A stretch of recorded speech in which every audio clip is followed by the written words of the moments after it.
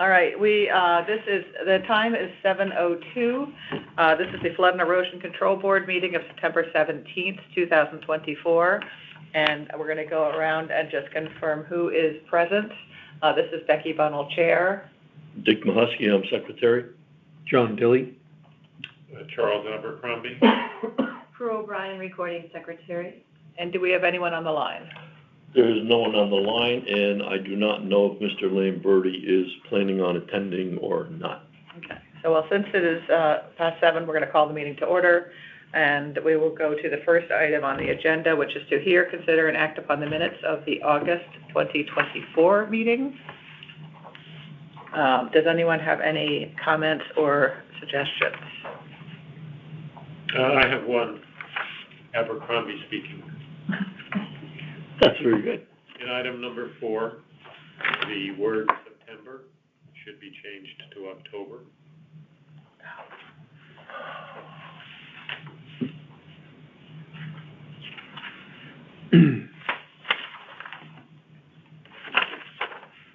That's it.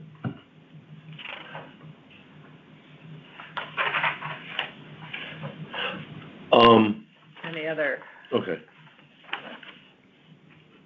Yes. And I apologize because I did do an edit. Prue sends a courtesy copy around, and I don't know what happened to it. I did not send it back to her. But the heading for the draft minutes are what Prue just sent around today that you have in front of you. Town of Fairfield Flood and Erosion Control Board, December 19th. Yeah, It's not December 19th. I didn't even see that. I was actually wondering what that is. Well, that's what I had made that comment if I had sent you my my edit copy. Good Lord. So it's obviously August 20th, 2024. That's public meeting minutes, not notice. So because these are the minutes. So full confession, I could not find my copy of the agenda, so I took one from somewhere else, but I thought I had changed that, but I didn't. I'm sorry. So that's why it says December. I have one with changes on it. Yours doesn't have December 9th. Oh. That was my edit that I thought I sent to Prue. I emailed my edited version. Yes. Because I went online to try and find it in our minutes and agendas, and it wasn't there. All right, so and I couldn't find an email, so I did not send it for whatever brain fade. Sorry about that. Any other comments? And then also on the first line, held a public meeting, and then there's a little bold underscore between meeting and at. That should come out of there. And Chuck, you have the yellow outline copy in front of you. Yeah. Has that yellow bottom of the page, has that been added to this version? The yellow? No, I don't think so. No, because I didn't know. I wouldn't have known about it. Well, there are 4 total that are highlighted in yellow, not counting the heading. And rather than read them off, should I just give them to Prue? Oh, thank you. Do you want to copy that? Thank you very much. Okay, so, also down in the second line, the date has to be changed also. It says December. Second line, it says December 19th. But second line, right. Oh, yes, just the second I already line down. crossed that out. Sorry, I thought we did All right, already. so that yellow highlighted thing needs to be changed, and then I would suggest adding what's in yellow at the bottom of the page. Okay. And then on item 4, I would strike and not and insert having been approved by. I think that reads more correctly. And then in item 5, again, just language, $350,000 has been identified to fund the project. So those would be my suggested edits. Okay. And Becky, you had an edit on it too? No, I just caught. I took it out already. Okay. Just had the one. All right. Her edit was, at the top where it says, where it's under number 1, where it says, Chairwoman Bunnell made a motion to add the approval of the minutes of June 18th. But then at the and below that with the other bullets, she had said, or we had addressed making, approving June 18th. So she asked me to take that part out. Okay, that's fine. All right, so I would like to, do I have a motion to approve the minutes as proposed amended? I'll make a motion. Do I have a second? This is Dick, I'll second. All in favor, say aye. Aye. Aye.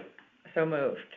All right, let us move on to item number 2, which is update and discussion of the status of active projects. I have a brief update. I was able to touch base with Bill Hurley, and I'll just go through what I was able to get as our current projects.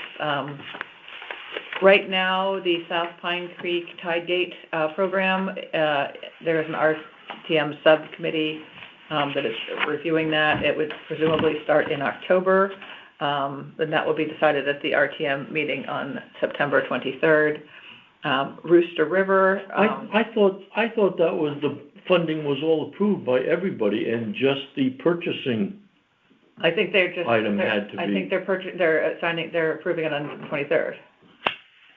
So That was my. purchasing things have to go to the RTM? This is what Bill told me. He said that this would be I thought, confirmed at the RTM on 9/20. For the money. For the money, For the money. sign off. Because we can't put anything out unless it's funded. oh, okay, I'm sorry, pending RTM approval, okay. So so assuming that the RTM Huh. approves it on September 23rd, they would actually, they're ready to start in October with that project. Rooster River, I'm sorry, before we leave that, I'm sorry, we were talking about the tide gates? Mm-hmm. this is the South Pine Creek Tidegate. Yeah, well, they, having sat through yesterday's committee meetings, the tide gates system project was on the agenda and will be on the agenda for the 23rd for the full meeting.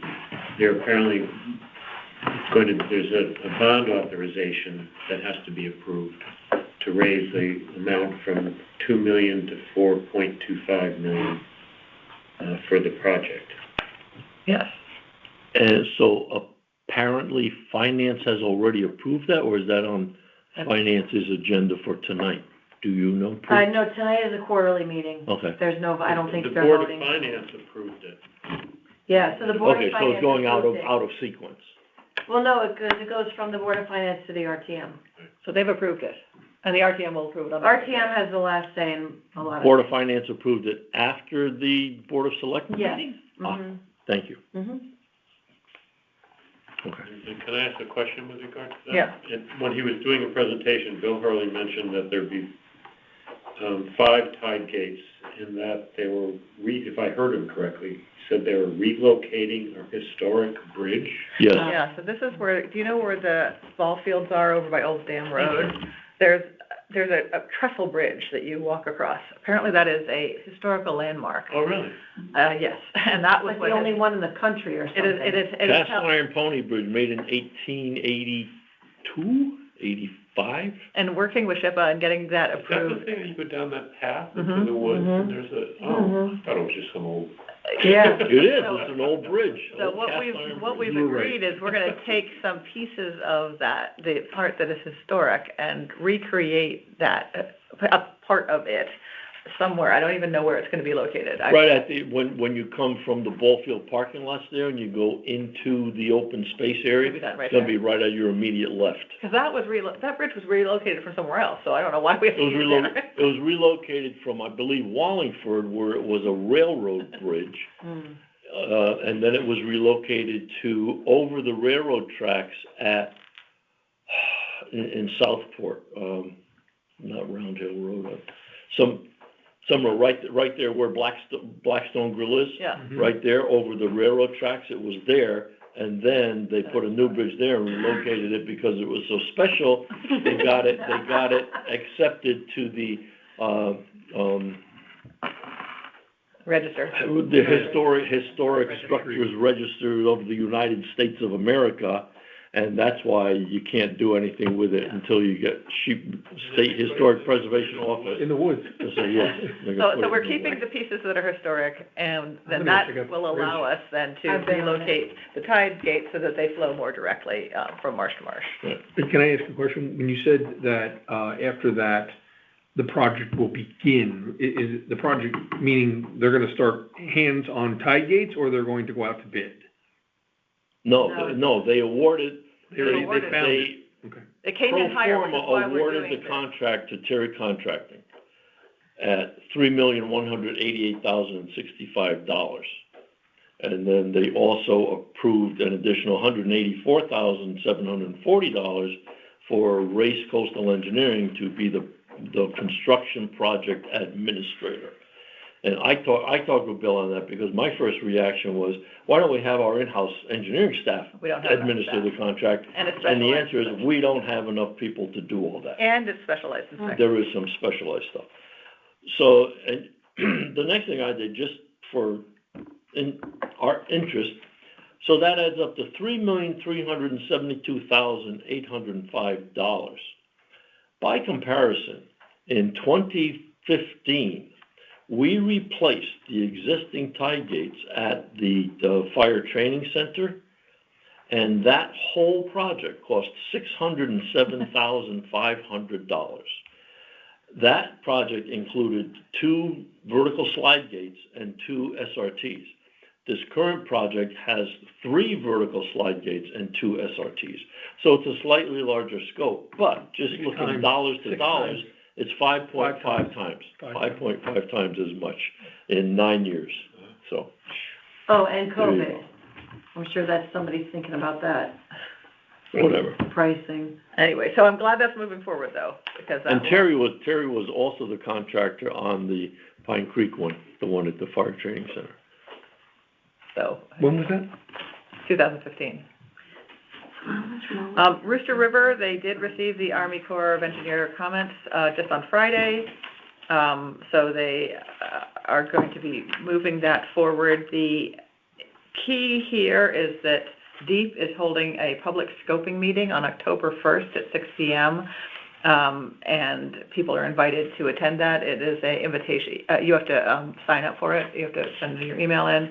And the issue at hand is to determine if we need an EIE, which is an environmental impact evaluation. We don't. The engineering department does not believe we need that. We have the data in hand to feel very comfortable moving forward as it is. We don't need to do another evaluation, which would delay the project by roughly 2 years. And this is something that I'm going to probably go forward as Chair of Flood and Erosion, if everyone agrees, and say that it's our feeling that we have the data in hand to make a smart decision. We'd like to move this forward because people's houses are at risk, and we prefer that they move quickly on this project. I would make a motion that this board approve you speaking to that point in that way at the meeting. Okay. And this is John, I'd second that motion. All in favor? Aye. Okay, so moved. All right. Can I ask a question? Are you gonna speak to DEEP? No, I'm going to At the meeting. attend the meeting on October Okay. 1st, and I will speak on behalf of the Flood and Erosion Okay. Control Board Right. to the effect that we believe that we have the data in hand to move forward and believe we should move Right. forward at pace because people's houses are at risk of a future flooding event, and we don't see any need to delay the project further. But it's called it's a DEEP meeting. DEEP is called the meeting. It is called a public scoping meeting. Okay, thank you, that's, Um, okay. And that's on October 1st? Yes. Thank you. And it's all virtual. It's all virtual, yes. Perry's Green is almost finished. Yay. Is it? It is No, almost finished. no, It well, will be finished. no, it's not. Look that way, doesn't it? The timber bulkhead might be finished, but what about all the stonework over on the side and are we doing the culvert that goes into the I thought we weren't marshy doing the area? culvert. I thought that was Perhaps taken out of not, scope. perhaps I not. could be wrong, but, But the stonework on the side still needs to be done. Mega said that Perry's Green would be finished, this fall coming up, as in, it's almost done. Well, So maybe- 3 months to do the stonework, that's possible. Fall being, I got the sense. Well, fall, we have 3 months for fall, because it starts this Sunday. Okay, all right, so almost finished, as in it will be done this fall. The downtown infrastructure, green infrastructure, we are proposing to move forward with phase 1. The other phases will need to have design phases. The total project is gonna come in over 20 million. So right now, we want to move forward with some of the design phases so that we have conceptual designs in place in order to apply for grants going forward. So this is the downtown green infrastructure.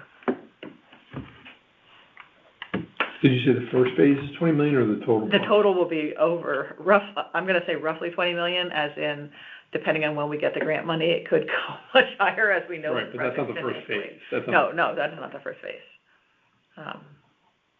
He did not give me a dollar amount for the first phase. The Fairfield Beach pump station, which is part of the wastewater treatment, is in design at this point.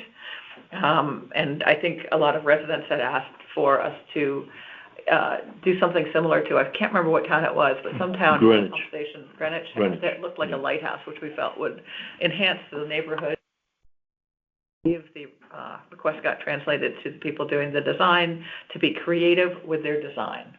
So let's hope we get something interesting back. The Mill River Pump Station will be, I believe, next. They're working on grants right now. I'm sorry, Perry's Green, he did give me, that's finishing in November, which is on schedule. They actually did give me a date. There is another, the McCleary and Riverside self-regulating tide gate RFPs will be going out end of September, early October. I don't know if they're in purchasing yet, but they will be going to you immediately or soon. But these are the RFPs for the design only at this point. Pine Creek is pretty much ready to go to permitting. They are still working to get clearances, I think, and easements from the neighbors so that they can get in. They've got several houses have already signed up and given authorization, and they're just looking to try to get a more contiguous group of houses. That's the Pine Creek dredging project? Now, this would not be a project that the town would pick up the funding for. This would be funded privately, and it's expected to be, what I've heard is roughly in the neighborhood of $1 million. What they are also looking to do is find houses on the Fairfield Beach sand spit that would be willing to take the sand, because that saves them a lot of money to be able to just transport the sand from the creek side over to the sound side. Did Bill indicate that he has a current dialogue ongoing with Alexandra Mock on that? He talks to her. I don't know that he is, in his mind, his role was really just to help them get permit ready, and then it's her job to get the grant. Because I had talked to Bill briefly after the article appeared in the Connecticut Post about that topic, and he said, well, yeah, I talked to them, but I didn't know there was going to be an article. So it's like, and again, the town is not the mover and shaker for that, so yeah. That's no dig on Bill. The Riverside Drive project is moving forward. They did have to do some small revisions to some of the sheet pile design and some of the utility work, but that was just minor edits. Let's see, Reef on Roland Marsh. They are still hoping to be able to get that project grant funded. Apparently they also want to there's a mosquito ditch machine that the state has that allows them to basically clean out the ditch areas and throw all the spoils across the marshes evenly. But there's a big waiting list to get that, and so that has been requested. I thought, did he indicate that that's a new machine? Because I thought like a year. Oh, no, it's an old machine, but it's just. Like a year or so ago, they didn't have that machine They anymore, have I it, thought. they do Okay. still have it, they have one, and it is booked out for years, so, and municipal, we're the last to get it. They do their own project first. But the difference is that a contractor can't spray the stuff that comes out over the wetlands, whereas the state can. So a contractor couldn't come and do the same thing that they can do, but the state can do that, apparently. So we need to get that. The contractor can't get a permit from the state to do what the state can do without a permit. Correct. Oh, what a tangled web we weave. That is the way I understood it. Okay.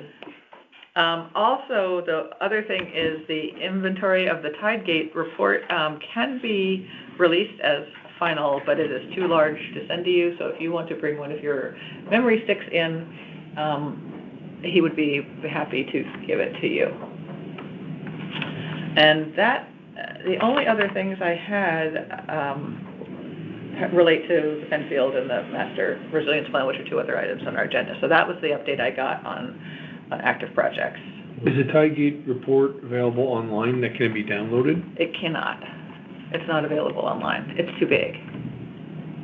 It's too big for online, but we can get it on a stick. That's impressive. That'll be interesting. No, too big to email. And he has to redact parts of it, because there is, if he were to put it online, he's gonna have to redact some of the financials in it, because it could put, apparently there's some estimates in it that if you were to then put it out to bid later, would impact things. So there's a lot of, he can't put it online right now, because there's a lot of work to make it redact ready, or. Well, okay, so it has to be marked town confidential. Yes. Do not disperse or Yes. something. And we can't put it on our flood and I will not put it on our, yeah. Yes, until he's had the chance to do whatever contracting he has to do. So let me move then to, an update on the Penfield Beach Resiliency Project. For those of you who were at the Fairfield Beach Residents Association, Bill actually gave us an update that I will share. Please. Wait, which Bill? This is Selectman Gerber. Yeah, thank you for clarifying. That was getting confusing. We have too many bills. So we're in very good shape. We are on schedule and on track. All of the contaminants and the level of the final elevation under the locker room is at 8 feet, and that's completed. They have completed about half of the other in terms of putting in the helical piles and getting it to the right level, and that is completed. And they are just doing the last section, of which they did have to go a little deeper than they thought to get all the contaminants out, which means we've had to dispose of more fill than we thought we would have to. So I didn't hear whether that's going to be a cost overrun or not, but they have had to do a lot more of that than they thought. But they're now in the process of moving that out and then doing the helical piles and then again grading it back to the 8 feet, and then presumably then all that's left is to put back in the ramps and any sort of plantings, and then get the notice of violation cleared. And at that point, the project will be completed, and we can move forward with any other pieces of resilience at that site. So that's where we stand there, but they're feeling very good about it, and everything is on track. The next agenda item is the ordinance, which Chuck, if you could give us an update. Yeah, it's very brief.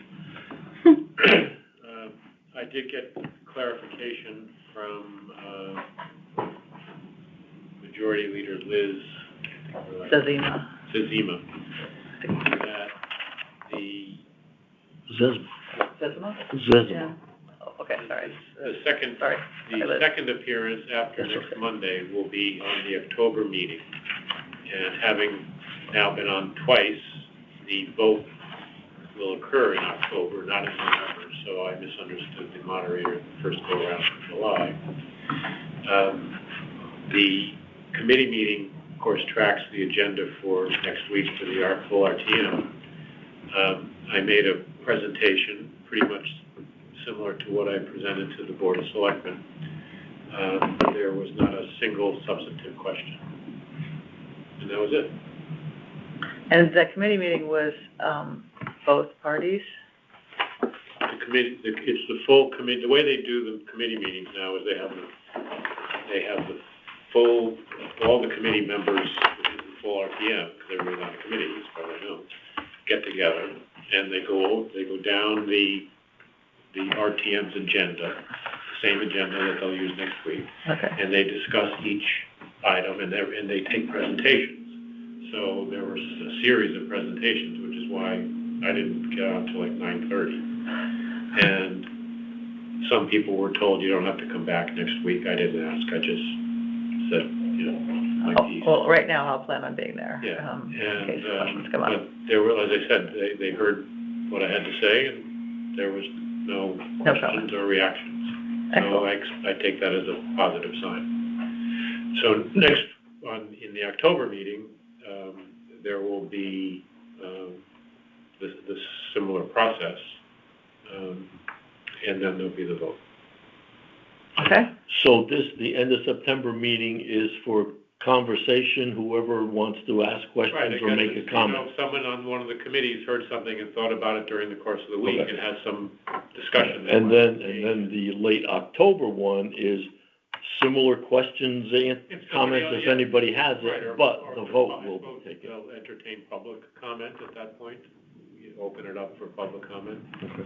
So, there's always the possibility that somebody could decide they're not happy about this and want to throw a wrench into it. I was going to look up the actual date, and then I forgot that I wanted to do that.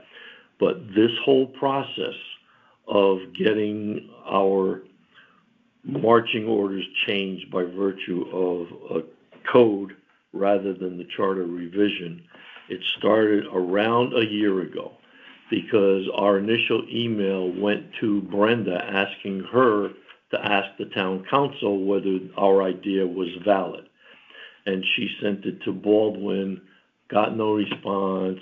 Then the new administration took over, started again. So it's been a year to get to this point, and we're not done yet. Well, that's the ordinance. We started way before that because we actually had the charter. Oh, yeah. But I'm ready to vote. I'm commenting on how once we got started with this path that seems will come to fruition, it's been a year.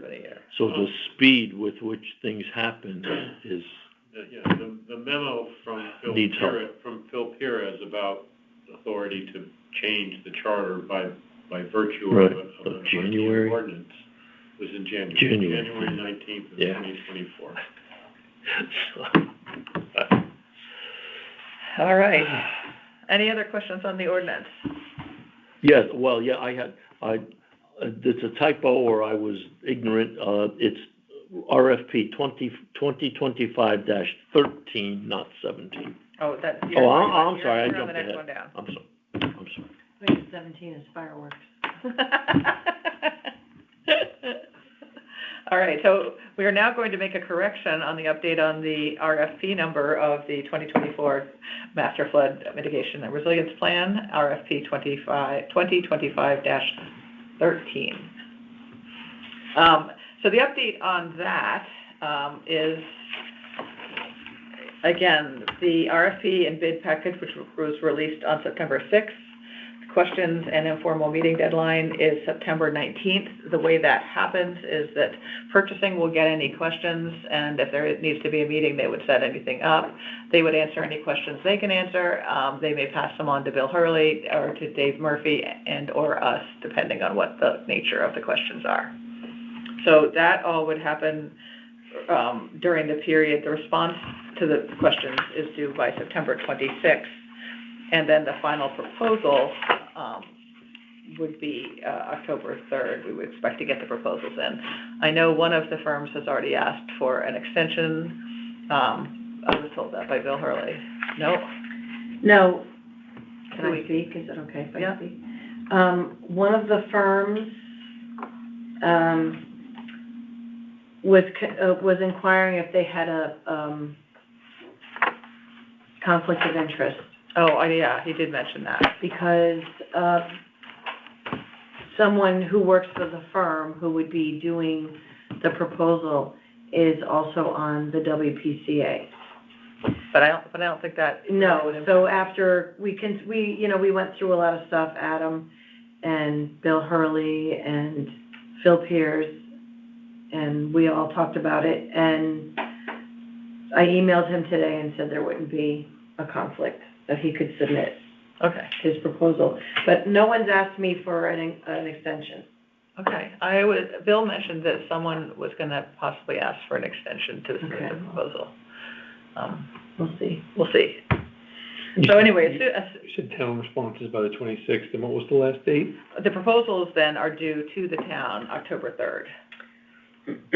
So the idea would be that we would then take that time with Dave Murphy and the purchasing, and Bill, obviously, and evaluate the proposals. And we may go back to them with questions, clarification, but that we'll have the proposals in hand from however many firms decide to bid, and our decision back to them, it's actually not on this list, but presumably it would be early November. Unless you have to, what? Yeah, Is it okay if I? yeah. So, what usually happens with an RFP, it's not a public opening. You're welcome to come, whoever is involved with the RFP, and I open them. There will be rating sheets, and every proposal is rated as to, whatever the rate, whatever the. Well, that's actually in the document. We had the criteria on the Right, document, so, percentages of how we would rate them, Right. cost versus. and then period. that kind of happens first, and then it just goes from there. So the RFI, which is due the 19th, which is request for information, are you saying you want me to send those also to Mr. Murphy? Because I usually just send them to Bill Hurley. I or think some- in this case, we've retained Mr. Murphy to take Okay. us through this process, so I would copy Bill, obviously, it would go to both Bill and to David. Okay. Because part of why we've retained him, we authorized $25,000 to retain him to take us Okay. both through the creation of the RFP and the evaluation of, all the way to final bid Okay. selection. Great. So I think that's authorized, but if you want to check with Bill, but I'm pretty sure Yeah. it's authorized. And then the 26th will be the addendum, so any answers to the questions that were asked, I would post that on the website. Yeah. And the questions are listed in an addendum. In the addendum, In the addendum. questions and the answers. And should someone have asked for an extension, anything that happens between the time the bid is posted till basically the due date, it goes in the form of an addendum and is posted on the website. Do we want to see those questions separately? Yeah, I would- in addition I to think we Bill's? should do Yeah, it in addition to- I'd like to just see them before the answer is given, so And we would so also. we could throw in our 2 cents. Well, Bill and I talked about the fact that we would be involved in seeing the actual proposals as well. Yeah, the So- review team, so, yeah, yeah. we'll be on the review team, okay. So presumably, assuming all this timing continues, we would propose a kickoff meeting in early November. Okay. A decision Well, the decision would be made by end of October. end of October, unless there's any request for extension. Mm-hmm. I think there's a timeline in there too. I think we. This is from Yeah, the timeline okay. of the RFP. Now, they may come back, that's why I said they may come back and ask for additional Mhm. time. I got the sense from Bill, maybe he talked to someone offline, that someone may be coming and Oh, we're asking. not supposed to. Well, well, anyway. So that's where it stands, which is very exciting. We're moving All forward. right, so I have a question. On page 17, it lists documents that will be available on town website or through links once the project starts. I will review these documents, comparing them to what we have in our files and documents section. And I will populate our files and documents section with all of these that I can find, get my hands on. Okay, and some of them will be links, like some of them were like the MetroCog, we'll just link to the MetroCog link. Okay, So I think, let's not create work for ourselves, but I think what we need to have is a link or a document available for every single Okay. thing there. So it's not in our site, we could just say, see, give them the link to, like, maybe Bill has it on the engineering site, or if it's on the MetroCog site, or if it's, so there has to be a way for them to get access to Okay, every got single it. document. They meaning bidders. Yeah. But did you say that in there it says that there will be access to those documents? Yeah, it says,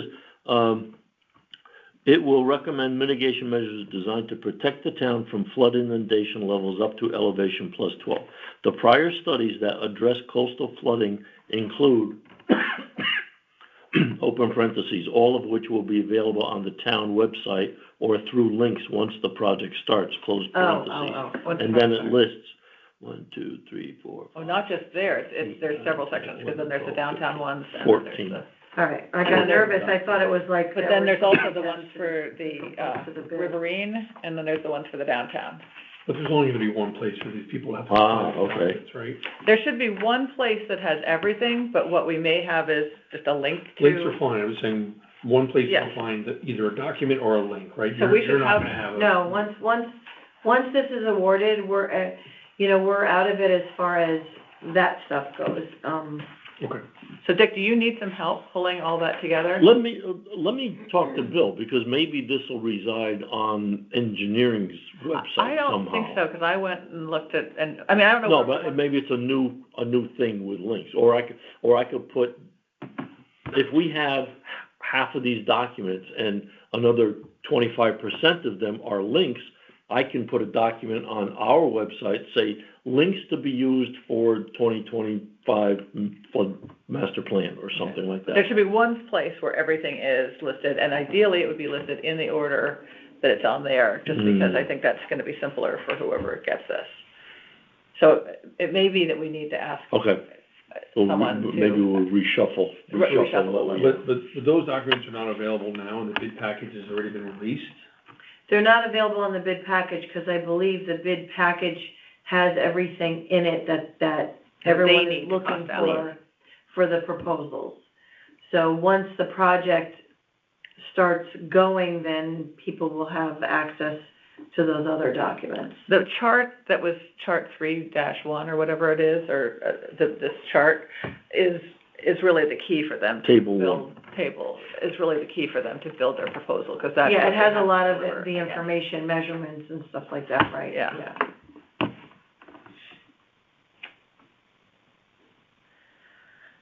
Okay, last And agenda. it's online if you wanna read it.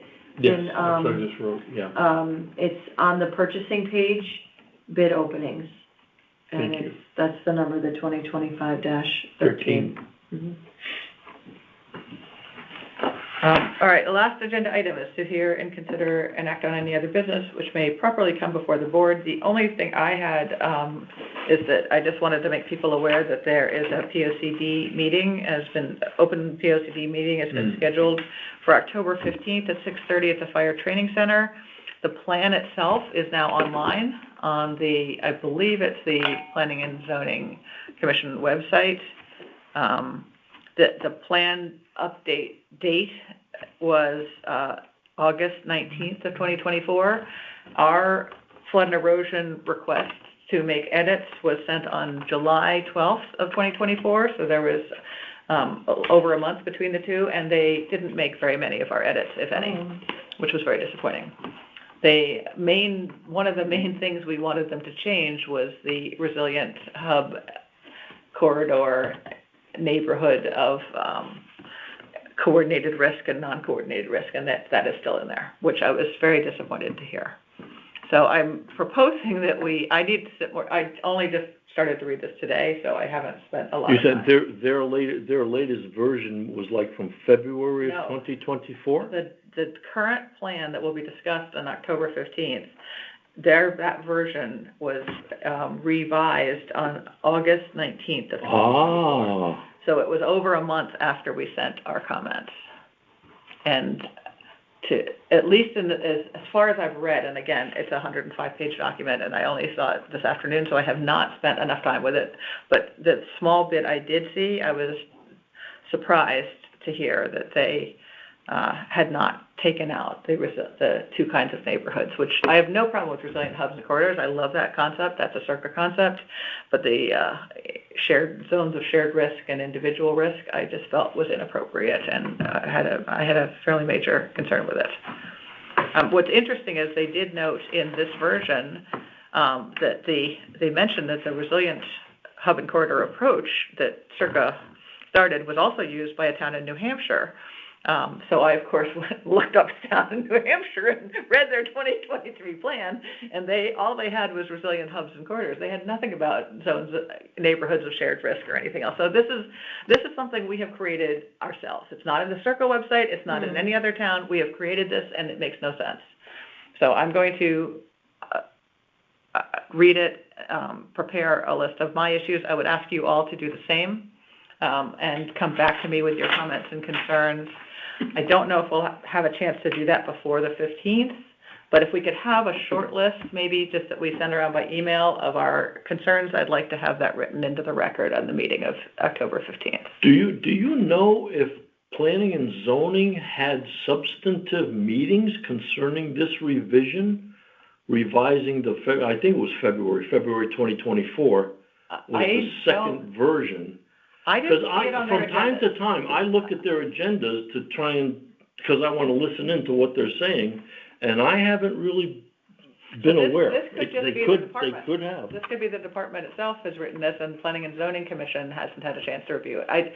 I don't know what the review process has been. Okay. All I know is that the revision that's posted online has a date of August 19th.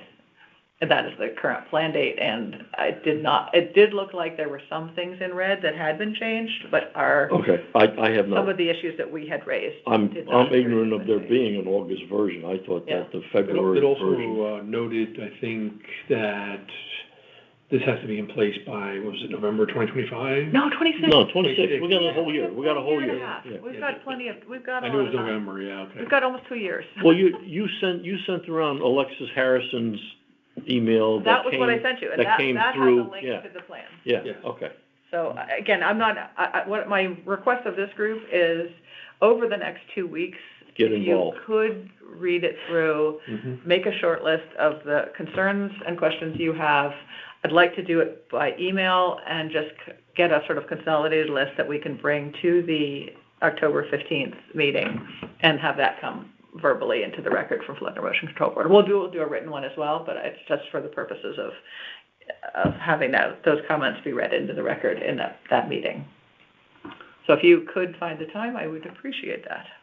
And that's all I had for other new business. Okay, I have a couple items.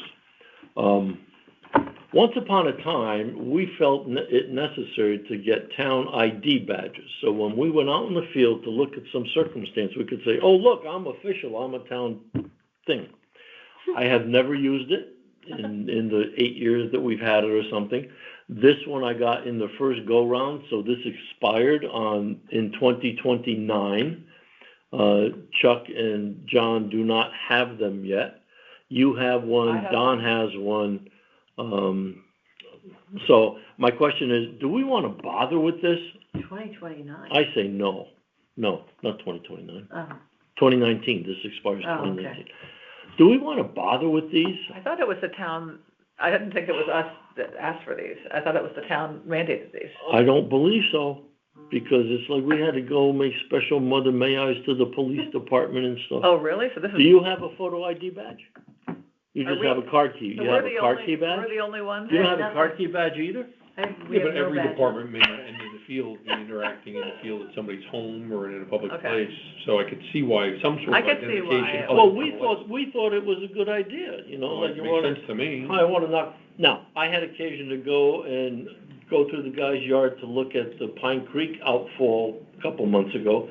And I went and knocked on the door, and I said, hi, I'm Dick Mahusky with Flood and Erosion. Can I go through your backyard to look at the thing? He said, sure, no problem. So, but at some point, someone may say, no. Yeah. No, you can't. Yeah, you do have I don't. They may say, sorry, you have your ID. All right, so we want to pursue this for you guys. I will not get a new one, being a short timer. I think we might as well. I don't see any Okay. downside to it unless All right. there's a cost. Being a short timer, what does that mean? He has to. I'm done, I gotta rotate He off. has to rotate off in November. Yes, yes. You're technically in violation of not carrying an up-to-date ID card. I know, well, I know. You know, so even if you were to show that, they'd say, I'm sorry, are you still with the town because this is expired? yeah, right, exactly. Does that get you a discount Starbucks or something? Well, I wish. Can we use the town charging stations? All right, so, so I'll look into getting that up to current. 2167 Fairfield Beach Road, which is way out at the end. I believe I sent around a little thing about that to everybody. That came across my radar in listening to the Harbor Management Commission. They got a heads up that this guy wants to lift up that house and put it on a new pile structure, a steel pile structure, and he wants to enlarge the house by building an addition between where the house is now and the roadway. And that addition is gonna come right up to the roadway. It's like totally not in keeping with our idea of let's not build up the beaches on the peninsula.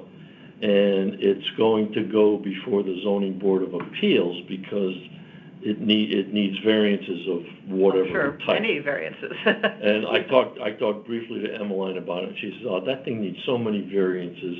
So, but yet they're out there proposing I it. read their hardship description, and it just didn't make any sense to me that was a hardship. The hardship they described was that it was a non-conforming lot, therefore they had to do this to make it. So is that document in planning and zoning now? It's before? No, but I read planning and it based upon what you sent. I think I saw the hardship described. Because I did some research in it after you sent it. So I think that was what they said. Well, if I had some other research No, on it. I saw the plans. I pulled up the plans. Yeah, the plans. And I thought that the attorney's description of the hardship was in that. They might ask for your badge if you want to get some updated information. 7 copies, So- 10 copies in the library? So Dick, I guess the question is, what do you want to do? I don't know. It's almost like, because there was another one, this is 2167, like 2199 or something, where they rebuilt that thing, and it's like, I went and I looked at the setback from the Long Island Sound and the setback from the roadway, and they were like -5 feet. Well, these pilings exist over the water. I mean, you've driven by this section. I mean, these houses are basically sitting on top of the water with their pilings. I don't know. At high tide, the water flows underneath the house. I think you make up a really good point. Canyon out there. And one of the things that I'm hoping comes out of both the POCD and our resilience plan are some guidelines that we might want to put into, I actually think they should be in the POCD, because that's a zoning document, that we should not be doing any major non-conforming renovations in the beach area. We should be looking to, if anything. De-escalate. Yes. Accelerate. And I think we just have to, apparently if something's there and you don't let them do something, it's a taking. I think we need to, it's more than just compensate them for the money. I don't know. I mean, you have to be able to. That's lawyer stuff. You have to be able to kind of keep your, do a renovation to your house, but you don't have to do a renovation that needs variances. You don't need that. There should be minimal, if any, variances. When they purchased it, those requirements would have had to have been kind of disclosed, or they should have seen that as a potential issue when they evaluated. Yeah. I mean, I would support variances for putting, a more efficient heating system if you have to put a unit off the side of your house. I don't have a problem with variance for that. I think people should be able to do that. But major building changes, there's no need for it. And we should not be building in the beach area. I agree. particularly in a VE zone. my lads, so I'll And I live in talk a to VE zone. Emmeline and see if I can, see if I can gather more stuff about that, and again, But I think this is something you might wanna suggest that this becomes something that is codified in the POCD. yeah, because they're taking, apparently there is some large riprap there now that they're removing and regrading the beach. Mahuski's interpretation, so it can erode more easily with wave action. Wait, erode more easily? Well, they're taking away some big cobbles and just regrading sand. So what's now covered with big cobbles is just going to be little sand. Why would they not leave the big riprap? I mean, unless it was, Brian Thompson said, okay. Hey, well, he would, of course, it's a nature-based solution. of course. He would love, of course he'd love a. Well, right, no, existing rocks are nature-based too. I don't know. They were I'll placed do rocks. a What? little research on that. They put a bunch of big rocks down there. That's, But what he's saying is he wants to take those away, which means now that the road is more likely to get eroded. Right, Why there you would go. we ever support that? The utilities are gonna be more exposed. Why would we ever support that as a town? I don't know. I'll gather some more information and Yeah. send around what I glean. Okay, My last thing is I did finally send that, comment to the emergency team, fire chief, about having a rule of how to place the horses at the railroad underpasses and when it floods. So I've done that. We've given our comment. I don't see any reason to follow up on that and no, I don't either. pick on anybody about it. It is what it is. And that's all I have, Madam Chairwoman. Does anyone else have any other actions that? I have one quick thing I'd like to just add, because it's a positive. The Board of Selectmen submitted a resolution to the RTM effectively asking for the adoption of the Natural Hazard Mitigation Plan update. And at the RTM committee meetings, in anticipation of the 23rd meeting, the resolution was discussed and a representative of MetroCog gave a presentation. Oh, God. And in that, she was very complimentary of the board's contribution to the preparation of the plan. Oh, our board? Yes.